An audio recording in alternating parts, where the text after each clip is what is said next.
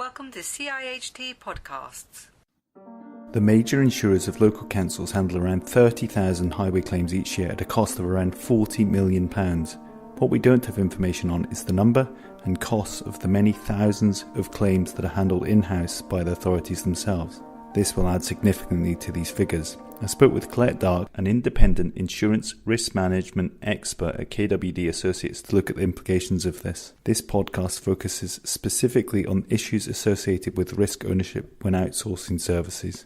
Another area we talked about in terms of the managing your liability risk, though, is to do with this new service delivery models as well. If you do start to outsource certain aspects, more and more authorities are going down that line. There's always a clause in the contract that says that the contractor will indemnify you for failures, liabilities that arise out of their failure to meet contract conditions. But in some contracts, it's almost, that's it, that's the clause. What happens, though, is that there's been no real understanding of what that means in reality.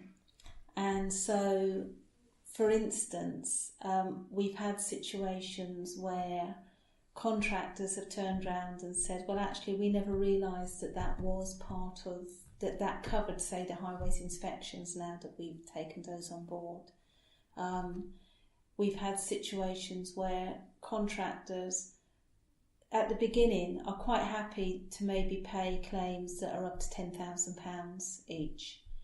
But then when a claim comes in that's more than that, 20, 30, 50, what turns out to have happened is that at that stage they actually have to go to their own insurers. And their own insurers might say, oh, hold on a minute, what's this? We didn't realise that you were taking on these liabilities. So they hadn't really thought it through and gone to talk to their own insurers. And their insurers might say, sorry, you're not covered for that. Yeah. The margins involved, I'm sure you'll notice, the margins involved in some of these highway contracts are very, very small, 2-3%. And some of these highway claims can be in the millions of pounds. So it already starts to eat it. Yeah. You could completely obliterate the entire contract's margin with one large claim, which is why they're so highly fought over. So it can be very important. So the advice you would give to any companies, contractors, would it be get the right contract terms in, or is it about also speak to your insurance if you don't have the contract terms in, make sure that they're aware of it? There's a whole, actually we're going to cover this in quite a bit of detail in the code that we're writing, but in the highway risk and liability code. And we actually did quite a bit of work with HMEP about, because the whole idea about collaboration, it is all about collaborative working environments, the BS 101, whatever it is, So, the thing is that even before the contracts start talking to the market, as a highways authority, what your average number of claims are, how much you pay on average every year in compensation payments, what your defensibility rate is. You should be disclosing this at the time that you're going out to contract. And you should be making it very clear that taking on this work means that you're also taking on these liabilities. Mm-hmm. And this is the scale of those liabilities, and you have to price it into the contract. Because again, what we believe has happened in certain situations is that the contractor just failed to price it into the contract in the first place. So as the claims started to come in, they just quite literally just refused to pay. Yeah. Now, then what option has the highway authority got? It's a non-delegable statutory duty. They are the highway authority. If you just leave them in a corner and let them pile up, they just become more expensive. So at the end of the day, you have to start paying them and then suing your contractor to try and get the money back, which is incredibly expensive as well.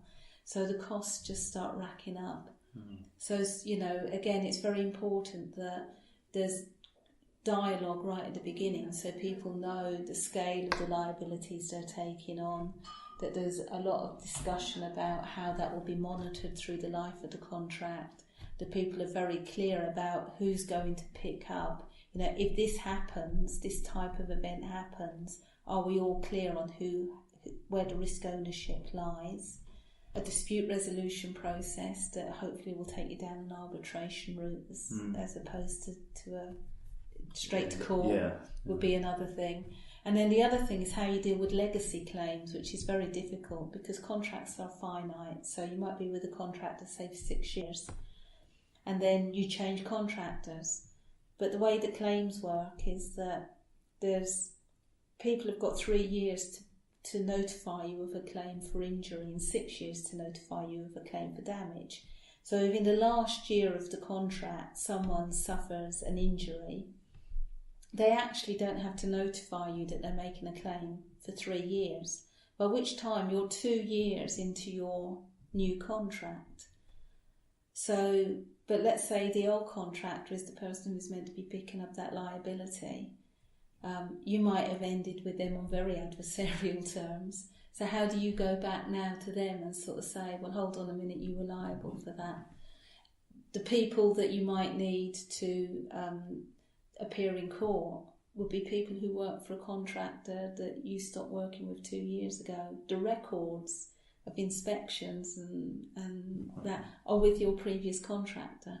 So dealing with legacy claims is also highly important with this whole sort of outsourcing contractual element, and people just haven't been thinking it hard enough about that. And in that sense, what's the advice for legacy claims, or is that something that you have to put in a contract from the outset, that you kind of that those issues are considered if something happens after the contract has ended, but the incident fell when that contract was in place, then you have to.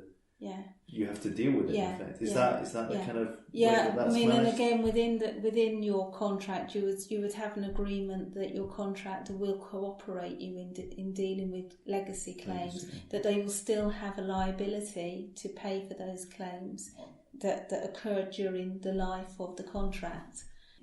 That's not to say it will always go sweetly, but at least you've got it included to say that that's going to be the case. That it is still their contractual obligation to deal with those.